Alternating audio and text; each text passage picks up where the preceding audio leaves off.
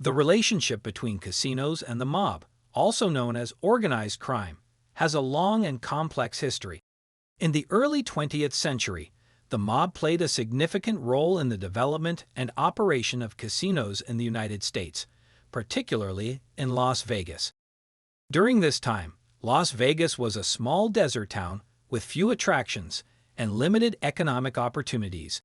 However, the mob saw the potential for making money through gambling and decided to invest in the construction of casinos in the area. The first modern casino in Las Vegas, called the El Rancho Vegas, was built in 1941.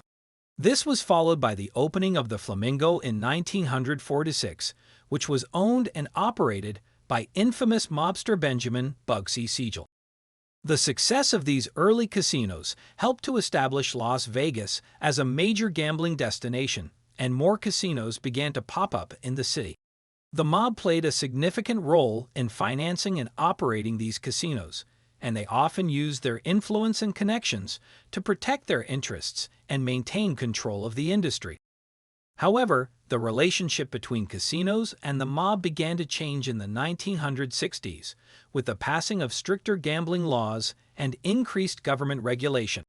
As a result, the mob's influence in the casino industry began to wane, and they were eventually pushed out of the industry altogether.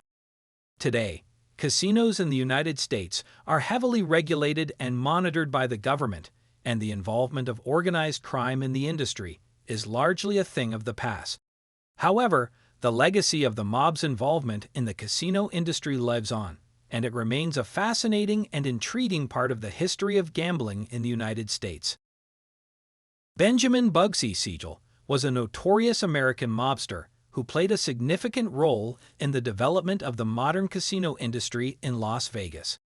Born in Brooklyn, New York in 1906, Siegel was involved in organized crime from a young age and became a member of the infamous 5 Points Gang as a teenager.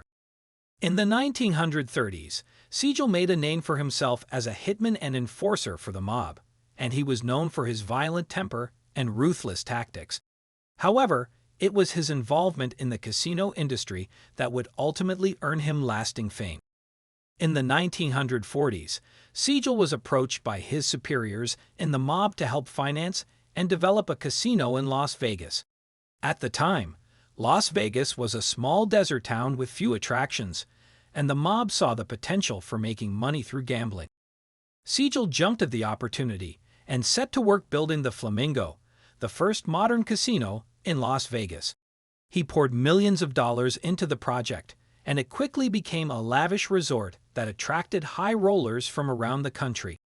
Unfortunately for Siegel, the Flamingo was plagued by cost overruns and other problems, and it ultimately proved to be a financial failure. Despite this, the Flamingo set the stage for the development of the modern casino industry in Las Vegas, and it remains an iconic symbol of the city's colorful history. Siegel's involvement in the casino industry was short-lived, as he was murdered in 1947 at the age of 41. His death has never been fully explained, and it remains one of the most mysterious and enduring mysteries in the history of organized crime.